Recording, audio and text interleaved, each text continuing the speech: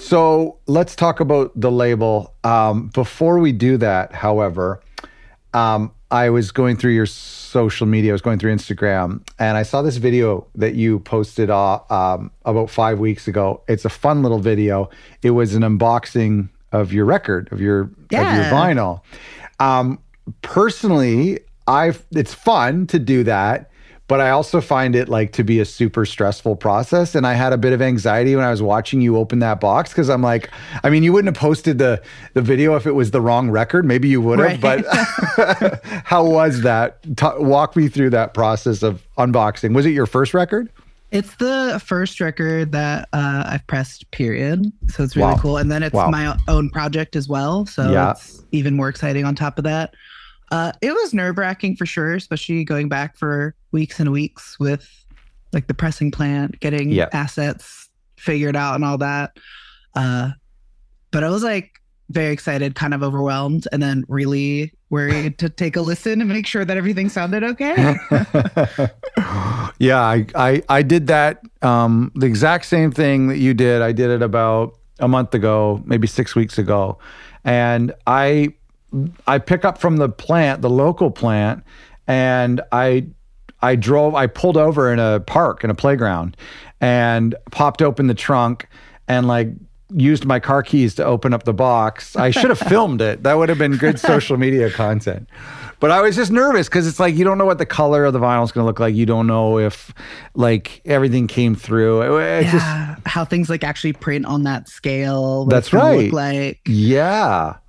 I was very pleasantly surprised. It was good. It came out very well. I'm very excited about it. So.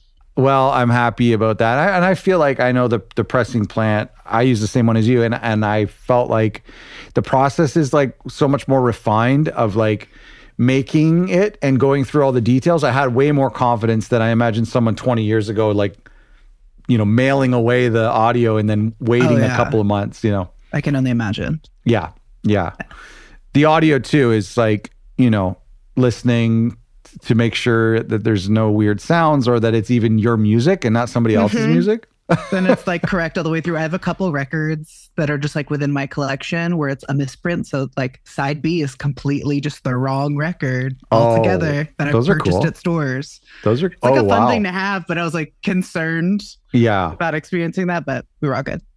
You know, it's always funny because like when there's a misprint on a record, you don't know that unless it's been opened, but opening it like decreases the value. Like it would be great to have like a popular record that's a misprint, but you can't prove it's a misprint if it's opened.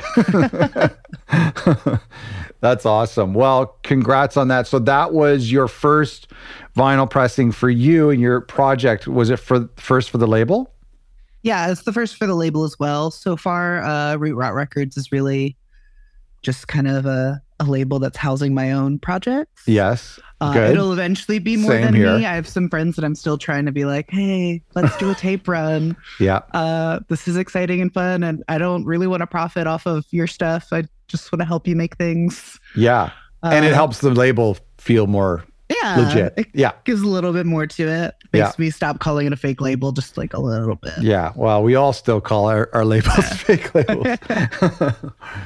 Oh, that's awesome. So, well, there's a lot to unpack there. Let's just on the vinyl for a second, because I'm very curious, like for people who do vinyl, like what was that for you? And I'm especially curious about people in like different genres too, because sometimes like vinyl has been like a little bit more associated with certain genres, whereas other genres maybe. Sure. And so like, to me, I'm curious as to like, when did you put that on your radar and what made that something that you wanted to invest in? Because it's a huge undertaking financially and, as you mentioned, with the assets. Yeah, absolutely. For me, for this project, it's one that came together very quickly. Like I'm somebody who's always multitasking and spinning a bunch of plates.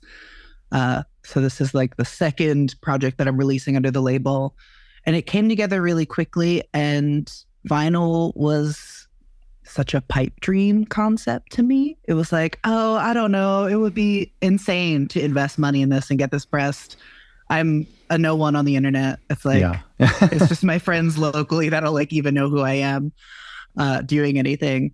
So it was it was on the radar as more of a pipe dream initially. Yeah. And then as I was working on the album and it was coming together and it went from being a 4-song EP into a full-length album and it kept quickly progressing, I was like, I don't know, this feels like I feel really proud of this project and feel really strongly about it. And I would like it on vinyl. And within the genre that this is kind of in, which is more the like post-punk goth type of subgenre of alternative as a general whole umbrella, that's a genre that I really like to collect, especially from the indie artists that I really love. Watching some other artists that are now friends of mine that we've played shows together doing their first pressing, I was like, I feel like I'm just going to take a chance. Yeah. And maybe not super smartly use a credit card and get this record pressed. Well, everybody does that. So so for you, like, and I'm just curious about the vinyl process. Like, is it the pinnacle? Like, do you feel like that's like the best format or like the most exciting format for an artist to achieve? Like, I'm kind of like, I'm asking because I don't know why I dream of vinyl too. Like, to me, it's like if it's a project I can't invest in or I maybe don't believe in as much, it's digital only. The next step is cassettes, and then like for some reason vinyl is the pinnacle. Why do you think that is? Yeah, I feel like for me, vinyl is that pinnacle. It is that like top tier for the release. It's something about the scale of it to me. Yes, good point. Like being able to have that 12-inch record in hand, the artwork that large, it feels more monumental than something like a cassette. It's just like so tiny. Yeah. Which cassette was like the initial idea for the label as a whole. Was like, I just really want to put stuff out in cassettes. Yeah. I need to put a name on this so it doesn't seem like as much like I'm dubbing on a cassette deck next to my desk, even though that's exactly what I'm doing. So I need to like slap a label on this real quick. But yeah, I don't know. Records, it feels somehow like a little bit more permanent too to me. Like the tape, a great thing is that you can like record over it. It can like keep evolving and be whatever. Right. Tapes feel a little bit more impermanent for some reason in my mind. I completely agree. Yeah. Whereas like a record feels like this is like literally stamped into it. Literally. It is what it is unless it gets melted down. Yeah. And I think it's because too, like, I mean, I didn't grow up with vinyl, but I actually grew up with tapes and then CDs, but I didn't grow up with vinyl. But like the fact that like the vinyl records of our parents, of our grandparents, maybe even our great grandparents, maybe not, but like the vinyl records are still around. They're still like in the garage. They're still at garage sales in record stores. That proves something to us, I think. Yeah, I definitely relate to that. I also grew up more on like cassette tapes, which is why that was my like initial draw. Yeah. And then CDs. But as I kind of came up through my teens into my early 20s, and now I've started collecting vinyl, that being like a way of like really securing like, oh, this is an album I love. I want to have this on vinyl as well, even if I'm also just listening to it on a CD I have or streaming now. Getting to have that physical item in hand and like this great big piece of artwork that I can put up on the shelf over the record player and be like, hey guys, look at this. Yeah. Like, I don't know, that tangible item is always really exciting to me. Well, the tangible component I agree with, and I've had those thoughts about the tangible, especially when you compare it to digital. But you mentioned the scale, and I don't think I've identified that before about the concept that it is just so substantial, like you can't get out of its way. It's and a record collection is substantial. Even 20 records is heavy and takes up substantial. Some space, hard to move around. Absolutely. I've always true record collectors would probably think this is blasphemy, but I've always wanted to limit my record collection to like the bookshelf that I have. I feel like whatever bookshelf I'm allocating for vinyl, I can't buy any more than that because I don't know where to put it. So I've kind of, I've had to sell some just to, I think people would think keep that's it crazy. Within its space. Yeah. Yeah. It's hard. I'm forever walking into a record store and walking out with way more than my wallet would like me to. Same. Okay, so when you were embarking on this process, I'm curious because I don't know much about like post-punk goth stuff, but I'm curious if you looked at other labels who are doing the genre on vinyl, or like looking at, like, when I look at the artwork of your releases, they seem like they fit with this genre. And I know that like metal has like a distinct look, and punk has always had a kind of a cartoonish, Definitely. distinct look. So what kind of research went into like making a vinyl that fans of this genre would want to buy? Yeah, for me, it was a lot of it was kind of just like trying to match the tone and the vibe more so than necessarily trying to match what other people within the genre are doing. Okay. But definitely looking at some of my favorite records that I have from other artists within the space. Some of the like classic goth albums, I'm always kind of pulling from early 80s post-punk as a huge influence. And that goes down to like the visuals as well that I tend to be drawn to.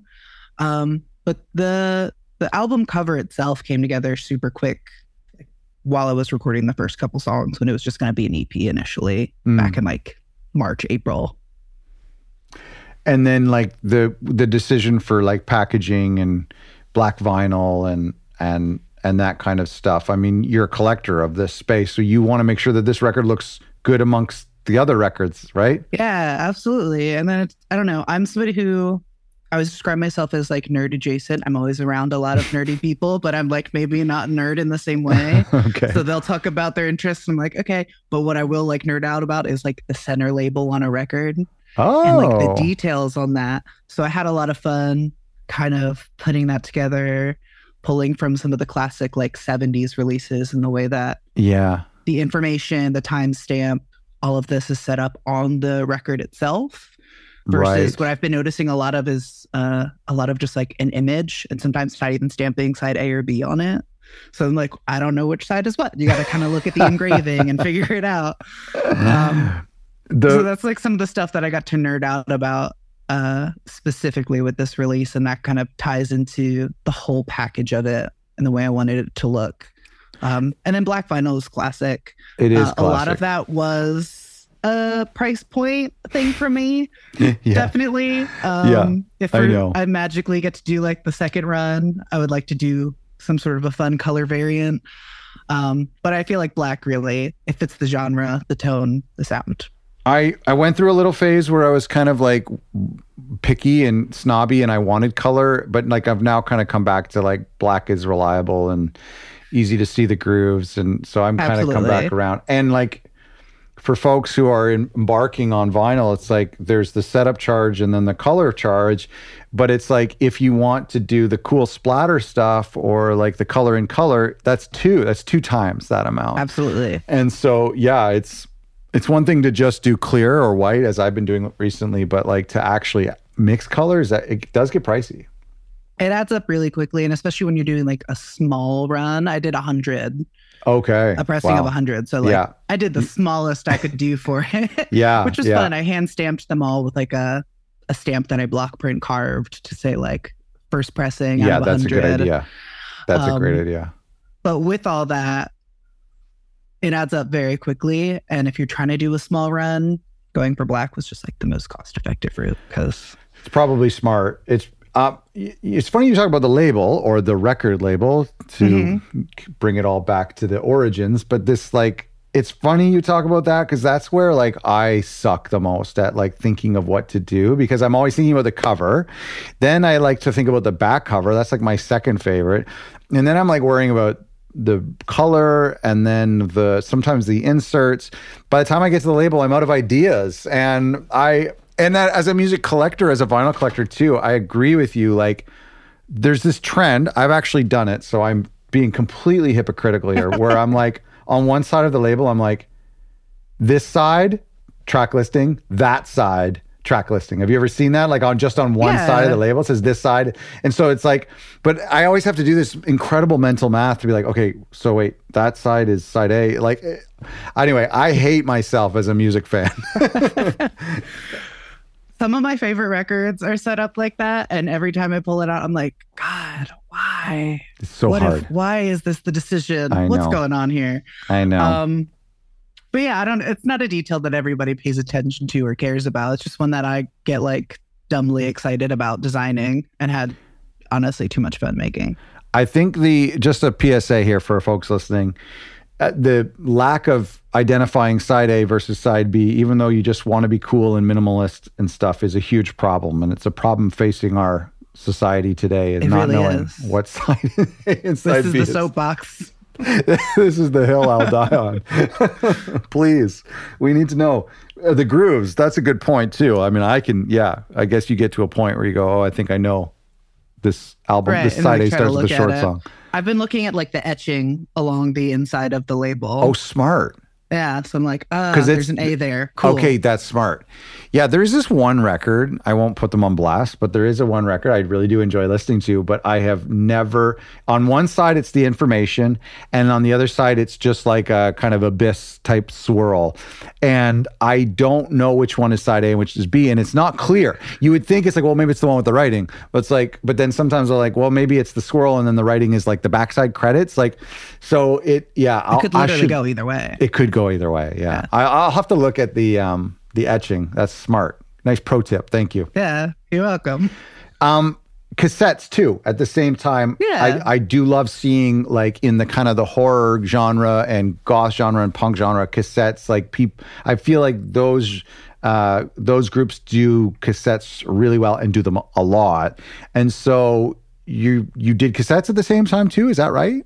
Yeah, so I sent the records off to get dubbed, or not to get dubbed, to get pressed, and then I was dubbing all of the tapes at home. Oh, you did them at home? I do my full little DIY process. This time I got the J cards printed.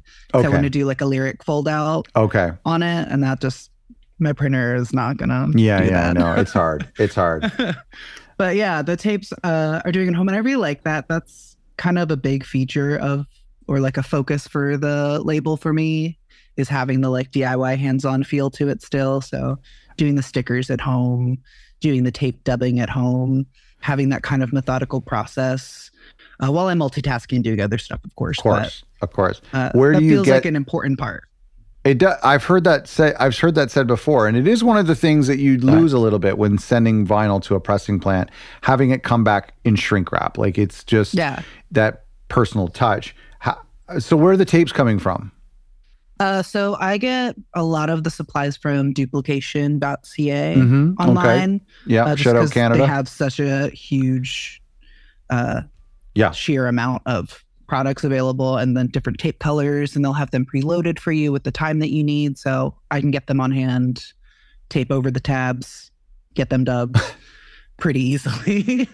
And I don't have to do a whole lot of like getting in there and trimming tapes or anything. And what are you doing for the labels or stamping or handwriting? Yeah, so for these, I designed, so they look very similar to the actual Record Center label for that pressing.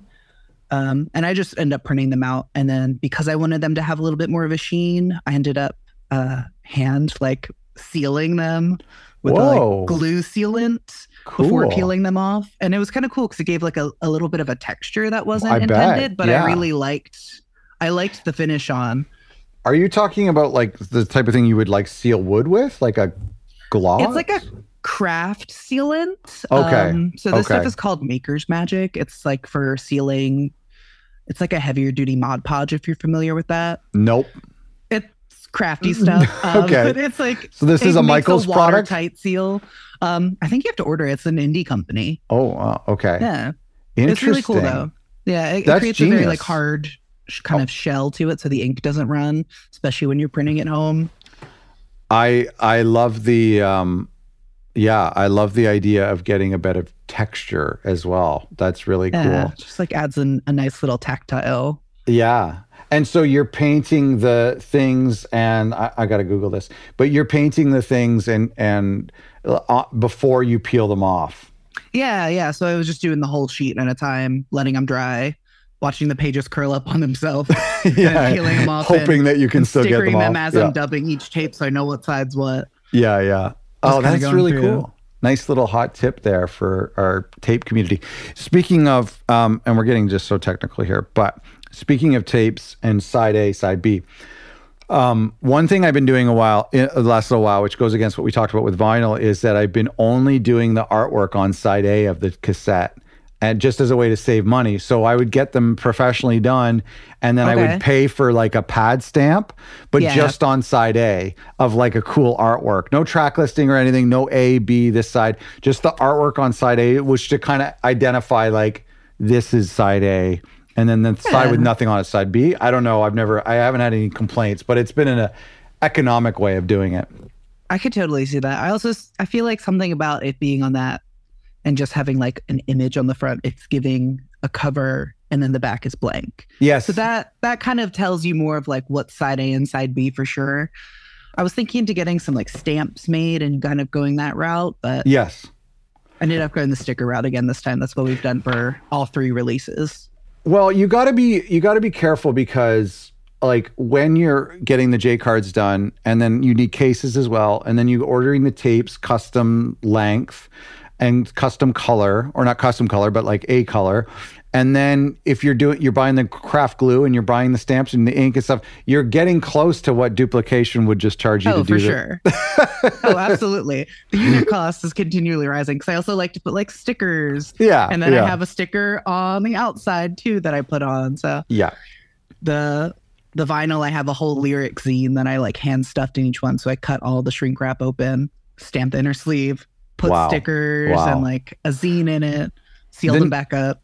The nice thing with DIY tapes, especially if you're printing any of the jackets, but even if you get like a short run of the sleeves done, or the J cards done, is the nice thing is you can do on demand in a certain way. Like you can make 5 today, wait to sell those, make another 5. It's not like you don't have to sit there and make 100 in a row.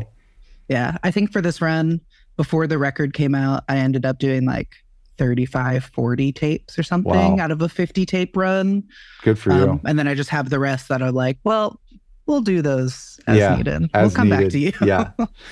I saw this on social media too about the QR codes, like try before you buy, and you're doing that on the vinyl too. I love to see that. That's so cool. How's that working out? Yeah. Pretty good so far, I think. We're only in the couple shop, so we only have so much kind of right, because there's no need for it when they buy it on Bandcamp, like, and it comes in the mail. We have it through Bandcamp online, and then at shows that I've been doing more and more live shows. So I made like a little stand to have my records and tapes at, pop it up. Yeah. But yeah, I've gotten really good feedback. I feel like it really ties all the releases together too, using a kind of base sticker that I've created, and I can swap out the code and info on it. So it kind of helps with that like singular branding. And it was a really good idea that I got from listening to the podcast. Which podcast was that, by the way? Oh, it happens to be the record label. Oh, that sounds great. I'll have to save that later. Check that out on Apple Podcasts. So that's hilarious. So you're when you say that you're saving a template, is that the circular one on the cassette or the big one on vinyl? So both of them. I have two separate ones. So since this is the first record release, we've only done the one. Sure, yeah. But the plan is to keep using that same template, keep the same back color. So they'll all just be the red sticker that I'm using, change out the code, change out the information. So I have like the little blurb about the artist. So in this case, it's the blurb about me on it. Yeah. I have a little for fans of section on the sticker. I love that. Have it all there. And then the cassette is just the little black circle sticker. Right. Yes. But to have it as a template, and you just have to swap out the QR code and maybe the color scheme too. Like if you change the background, I can just switch out the background. Yeah, it's so cool. Also, the for fans of thing, like there's a lot of people who, especially artists, who shy away from comparing themselves to bigger artists or other artists. It feels like, I don't know, they're uncomfortable with it, or they think it's kind of cringe or something. But like, I, as a music collector, as a music fan, as someone just like wanting to take a risk on a record, or even just to check it out on Bandcamp or Spotify, I really appreciate it to be like, hey, you've just named 3 artists that I love that are all kind of different. I have to hear this. Yeah, absolutely. And that came from seeing that on a couple like Obi strips on some records from some indie releases, just while shopping and picking things up based on the cover, never knowing who the artist was before. Yeah. Getting a kind of idea of what this is maybe going to sound like, what the vibe will be. and then taking a chance on it and then really enjoying it. So it was kind of based off of some other indie releases I've seen around, but also kind of like harkening back to like press releases going out back in the day that you'd send with, yes, that's true, for fans of. Yeah, that's true. Tell me about the name of the label, Root Rot Records. Very rolls off the tongue. Yeah, I have a little bit of a thing for alliteration. Root Rot Records, been around for like about a year. It's kind of just, initially I was going by Sad Girl Records because you can just like type in whatever you'd like to on DistroKid when you're throwing stuff up for digital. Yeah. And then I found out that already exists. Oh, does it? That doesn't surprise me. Okay. Yeah, it sounds like a record label that would exist. It does in fact exist. Yeah. So then I wanted to change it before I went and did our first like physical release, the first couple tape runs. And then Root Rot, it's kind of, my sister is a plant girl. She's like, she's a green thumb. She gives me all these plants to keep around the house. I often kill them. Root rot is a thing that they can get. It's a thing I've accidentally killed a bunch of plants with. Is it overwatering? A lot of times it's from overwatering. Yeah. What's the analogy there with the label? I was just trying to like pull from different things, and I had a huge list that I was like writing down in a notebook and doing like little doodles with. And I was like, what could this be? And I was like, this is a fake label. It doesn't even matter. You can just like choose whatever you want it to be. And I was like, Root Rot Records sounds super fun. I really like that. I have always been somebody who draws a lot. I'm a doodler. And drawing like dead trees has always been a big thing for me. Did you draw the logo? Yeah. Yeah. Oh, it's beautiful. It's beautiful. I love it. I think, and also the logo that you have for Mostly Mesh is really cool as well. Thank you. But I have a lot of fun like doing typography and drawing. And it shows, and it's very, very critical, because otherwise a lot of people just have to use like fonts that other people use. So the fact that like to have your own thing that like it's very clearly not a font, especially the Mostly Mesh thing. Like no font comes in that squished heart shape thing. The thing with Root Rot Records, and I actually just did a video on social media today about picking a name for your label and how little it matters, like how it just doesn't matter. And I feel like in your case, and in the case of other labels too that I've talked to, the label name is like, in my opinion, whether this is true or not, but in my opinion, it's kind of open for interpretation from the viewer, from the fan. Like if you didn't tell me that it had anything to do with plants, I wouldn't have thought that.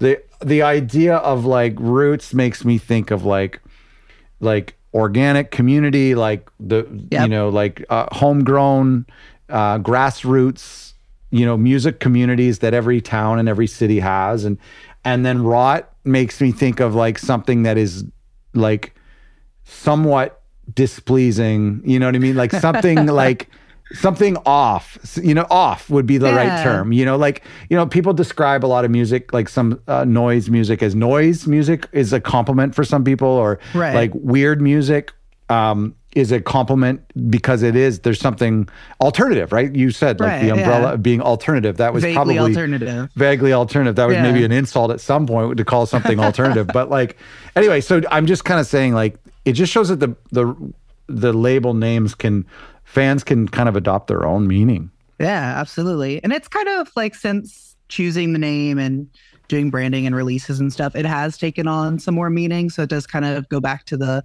roots and being more community focused. Yeah. And for sure, like the tagline is rebuilding from the roots rotting beneath us. So it's also kind of about like rebuilding from a broken system.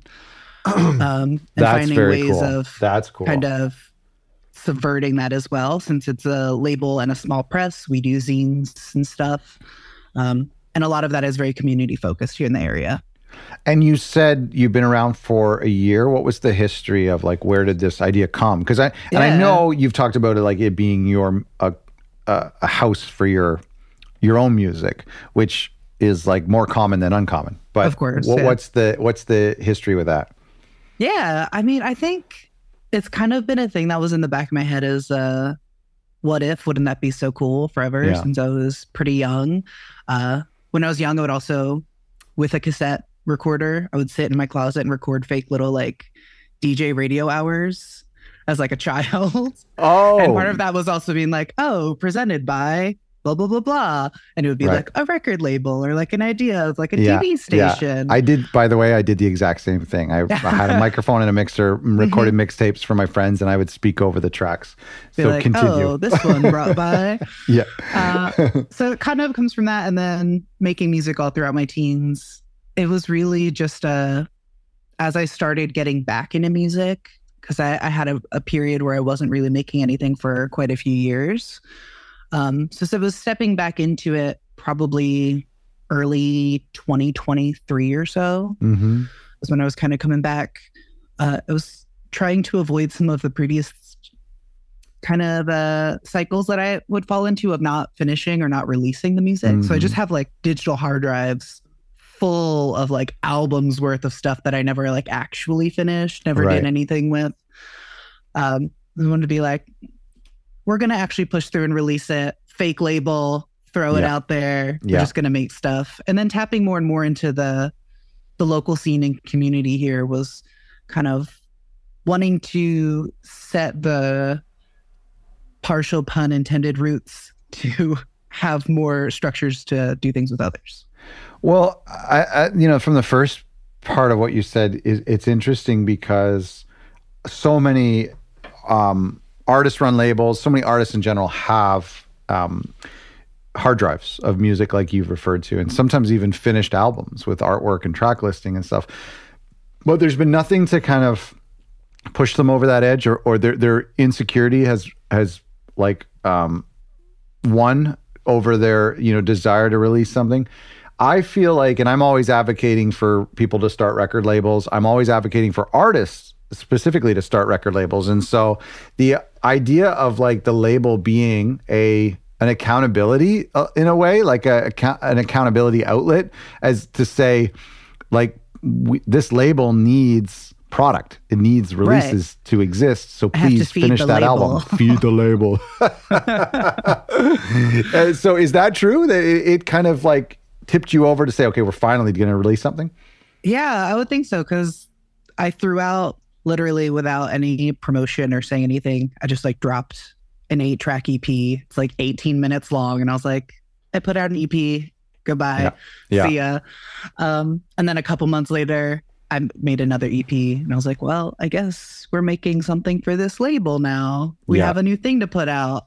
And then as that kind of developed more, starting getting into playing more shows locally, new projects kind of evolving as I've started also like hosting events and kind of trying to also feed the goth scene locally. Just kind of, I would say that it is a bit of an accountability thing. I love that. It forces me to finish the project instead of leaving it in the background. And it's just something about having it look official, and it reminds you what, I don't know. Yeah, I kind of get it. It's super subconscious, and it's super irrational too. Like, but it's, oh, for sure. I completely agree with you. And I mean, that was my path too. It's like, as soon as the label was there, I'm like, let's do more. And I maybe wouldn't have done that without the fake label name. Yeah. The art of a record label being a home for people, a people group specifically, or like a marginalized people group. This is something we're seeing a little bit more, like the label being a place where like-minded people can find community and compassion. I think it's a new thing. Like, it's not something we necessarily saw in labels in the 70s and 80s, like traditionally, but I see it more now, and I think it's wonderful. Is that something that you feel is important for this label? Is the group of people, the identity of the people in the group? Yeah, I would say so. Being like a queer trans person, I find that's really important to connect to others. We often have a pretty specific and different perspective than the broad general public might. And then I also find that within the kind of alternative spaces I'm in, I run into a lot of us. So like we flock to these alternative spaces, and we do kind of all come together in a lot of ways. Yeah. And finding just another way of like connecting there, I think is really important. And then that focus on community, that's something that we as in me, would like to do with the label, is doing some like compilations out of an art collective that I'm part of, doing like compilation albums where it's just come in, random different artists, let's make some tracks together without preparing anything, do it on like a Tascam 4x4 straight to tape. Nice. See what happens. That's awesome. Well, kind of merging that community with creating and art and music is so cool. And it is something we see more and more, like labels serving a purpose more of a collective and a community than even more so than the music itself, which I think is pretty cool. Yeah, I think so too. And being able to see others doing similar things, I find really inspiring. And I think a lot of it comes down to the accessibility of being able to distribute music online too now. Right. I remember before when I was making stuff as a teenager, I had no idea how to even go about trying to release things other than putting it on SoundCloud where like 3 people would hear it. Yeah. Or maybe putting it on YouTube where 4 people would hear it. So like trying to get it like on more official like streaming platforms or figure out iTunes back in the day. Well, what I've heard outside of my brain. What I've heard from labels who give a platform for people who have traditionally been marginalized in the music industry is just this idea that there wasn't an outlet. It was certainly not like, goth post-punk is not a mainstream genre. Right. And yet, but it's not pop music. There aren't these big label executives who are searching for the next big thing. But that kind of like, so because there was nobody asking for this or searching for this other than the fans, of course, it just creates this need for people like you, in my opinion, to create labels, these homes, this community, to say, hey, if this is you, if this is the kind of stuff you like to make, then we want to get that to the right community members. Absolutely. I think to some degree, it's also kind of like resource sharing. Yeah. So just, I've already released some stuff, so like I'm a little bit more familiar. I'm still like a baby in the game, but like, I'm a little bit more familiar than maybe someone who hasn't. I can help you out, help you figure out ways to release this, ways to promote. Especially like we're getting played on some like local college stations and whatnot. So kind of starting to build those contacts. Sure. And connects with people and getting other ways of getting other people heard, I think is important. Yeah. No, that's awesome. Well, congrats on doing that. I think it's really cool. And to me, it just makes a lot of sense for labels. I preach this all the time, like for labels to kind of hunker down in a niche, but not necessarily a sonic niche. I mean, like for you to do an electronic record or a jazz record, but if it's your people, then it's still, if it's from your community, then it's still great, in my opinion. Yeah. I feel like it still fits within the general, the broader niche. Yeah, that's right. Let's go back to your record for a minute. I want to ask a tough question here. Sure. And it's this idea of like, as we record this episode, we're about a month, correct me if I'm wrong, we're about a month out from when you released this album, I think. Yeah, it's about a month out. So, in my experience, this is like the hardest time to promote a record because a month after it came out, it's like not old in any sense of the imagination yet, but in the music industry, it's a dinosaur and there's no more mystery. Like the cat's out of the bag. People have heard the record. They can hear the record. There's no like, what's this going to be like or whatever. How do you deal with that? Like what motivates you or how do you get motivated to continue to talk about a record that's already out? Or do you not? Do you just give up and move on to what's next? I'm literally legitimately asking this because I have a record coming out in 10 days, 8 days. Yeah, and I've feel seen like some of the posts about it. It looks really good. Thank you. But my point is it's fun to talk about now, but 30 days after, I just don't know what to do. Like, I don't know what to say. Now what? To a little bit, it feels kind of like twiddling my thumbs. I'm like, I don't know what to do about this anymore. Yeah. But I definitely don't think like stop promoting it. I don't think that makes a ton of sense really, especially since there has been such an investment in the production of the record, the pressing, all of this. Yeah. I definitely don't think it's a kind of release it and you're done. I don't know that I've cracked the code on it, but I definitely plan to keep promoting it, definitely doing shows, I think is a big way that I'm promoting it still, and kind of continuing that of having it set up at shows, talking about it while I'm on stage as my like little between songs. Hey, just so you know, there's a record over at the merch table. Yeah. Kind of talking about it a little bit. Yeah, but I definitely have plans on kind of creating more little flyers to go with it, releasing some additional music videos that are going to be filmed and put out after the album release to kind of keep that promotion of it up. Do you think it's a lack of ideas or a lack of enthusiasm? I feel like that's a hard one. Maybe a little bit of both. Yeah. I'm literally asking myself this question. Sometimes a little bit of both. I feel like sometimes it's also just like you feel like you've already expended all of your energy getting up to that release point. That once it's come out, you're like, now what do I do? Where do I go from here? It's like post-show depression. It's like that little drop after the thing you've been looking forward to. And now you're like, oh, guys, actually keep paying attention to this thing that I did. I'm also not great at self-promotion. So like that always feels weird and silly to me to be like, hey, pay attention to what I'm doing. Well, and it's, it's one of the things I hope we can tackle on this show in the future, but it's like when you don't have the tools that some of the major labels have, i.e. a world tour or like the ability to like date a celebrity and have that stay in the news and, get your album in the news, or like, being on a hit TV show or something. When you don't have those like kind of traditional tools, like it's easy to follow the major labels model leading up to a release. Like the pre-release singles we get, pre-orders, making product we get. All of that stuff is like announcing the album title and revealing the album cover. We could copy that, but then it's like the afterwards that is the hardest part, in my opinion. Yeah, I'm definitely experiencing a little bit of that, of like trying to find different avenues of talking about the album as well, instead of just posting. Yeah. Here's the record. Here's a picture of me holding it. Here's it propped up somewhere.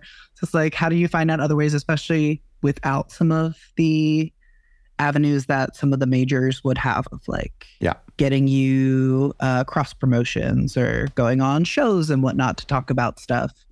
All those little things. So trying to find ways. I don't know. I have some plans to do, especially with like the filming of the music videos and like filming some promos while also doing that. Smart.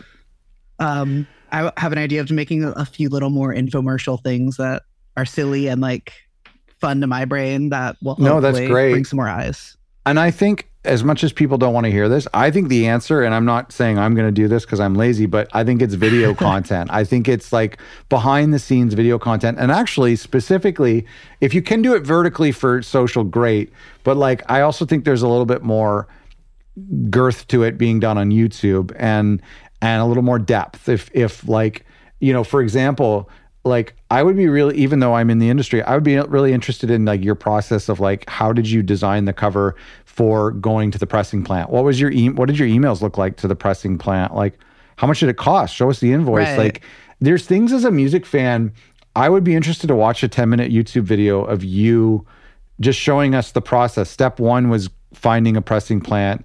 Step 2 was like figuring out how much this is going to cost. And then like that to me as a music fan would be very interesting. So I think that, I have a whole list of like YouTube videos that I would make for my album to release as pre-promotion, but also post-promotion that I hope I get to. I hope I have the enthusiasm, energy. It's a lot of work. It's just a lot of work. Is. And I'm on camera all the time. I can only imagine for someone who's not comfortable with it. Yeah. Being on camera is not necessarily my like favorite thing. It's not something I'm super comfortable or like familiar with doing anymore. It's been some years. I used to make YouTube videos back in the day. Oh, cool.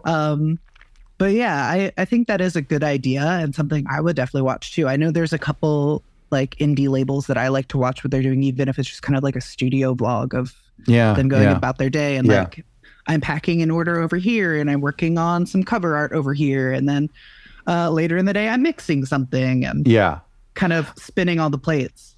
I think like being on camera needs to be thought of as like a YouTuber or a social media influencer or like a weather person, you know, like it's like today being on camera is the same as being in life. Like it's like we're on camera right now. We're having a conversation. There's nobody's fumbling over their words. And if they are, it's the same as if we were at a coffee shop, but we're quote unquote on camera.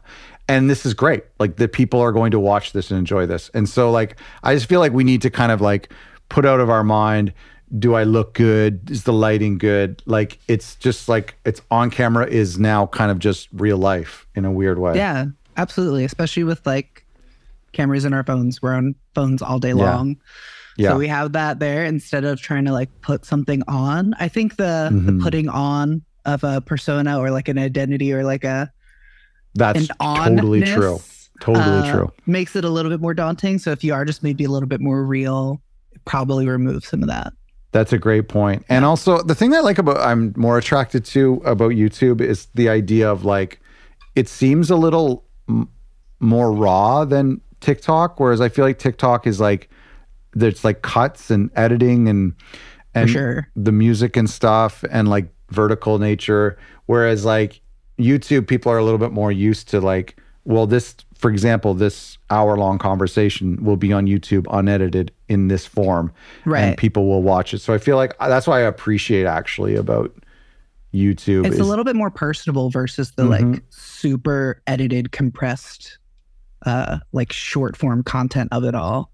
Once you cut out all the all the breaths, any spaces, it kind of makes it a little bit more robotic. So to your point, I think that the TikToks are people putting on a character. I think they're absolutely. Yeah. Definitely. Maybe that's why I don't gravitate towards it, because like they're talking in a certain way that people on Reels talk. It doesn't always feel natural. Yeah. For sure. Wow. Look at us. We have just covered a wealth of topics. It's incredible. Zena, congrats on the label. I love what you're doing. I love your typography. Thank you. Congrats on your vinyl pressing. I'm excited for you opening box number 2. I'm excited for you to open box number 200 and no longer feel excited about it. But thanks so much for doing the podcast. Yeah, thank you for having me. It's really cool, especially as somebody who's been kind of like an avid listener of the podcast over the past year since I kind of started dipping my toes in. Awesome. It's pretty cool to be on the other side. Well, will you listen to this episode, do you think? We'll see if I think that my voice is annoying within the first like 2 minutes.